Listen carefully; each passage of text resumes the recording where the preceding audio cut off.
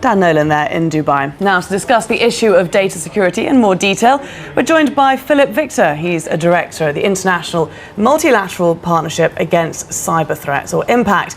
The organisation aims to promote global internet security. Thanks very much for coming into the studio. So Saudi Arabia hasn't put this ban in place yet. Do you think it's reluctant to do so?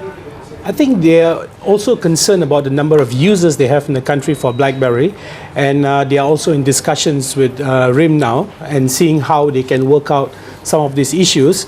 As obviously Saudi and UAE would want to make sure that their users are taken care of as well. But again, they are also talking to RIM to ensure that if they can come to a compromise, then they don't have to go for that ban for now. So I think they are still discussing these terms first before they actually go into that ban fully. Do you think a compromise can be reached here? Can Research in Motion not encrypt its messages, or can it not send these messages overseas? Excellent. I think this has been a universal concern all the while when it comes to encrypted data. And I think the biggest problem in any country is that balancing between security and privacy.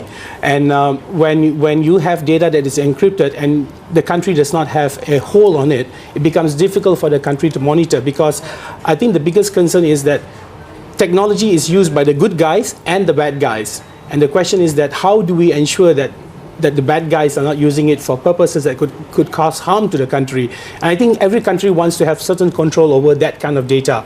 And countries will continue to advocate this. And I think that RIM is trying to also ensure that their consumers are protected as well in terms of privacy.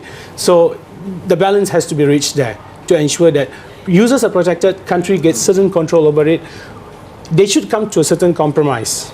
They should come to a certain compromise, but not to discriminate the users in terms of their privacy, but they have to reach a compromise so that the country can also have certain hold on the data to ensure that there's no issues in the country as far as any threats to when it comes to national security. Why do you think it's these countries specifically that have raised this issue? Why are we not seeing China joining the fray? China obviously in the past very keen to access people's emails. Again, as I mentioned earlier, this is a universal concern, and I think that UAE and Saudi has been the first two countries to bring it up, and we are seeing more countries coming and voicing out this issue.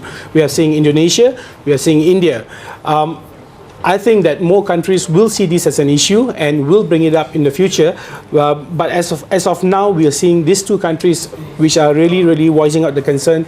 And I won't be surprised if more countries are going to come up, probably even China. They will see. But again, countries have to ensure that users are protected. Countries have to ensure that it does not affect the businesses, it does not affect the economy of the country. So I think countries are taking let's see what happens on this side. If the negotiations are going well, maybe we can reach a conclusion, some kind of agreement, and they don't have to ban it first. So I think it will come about. Okay, well, a lot of problems for Blackbeery coming up. All right. Philip Victor, thanks very much for joining us here in the studio. Thank you very much.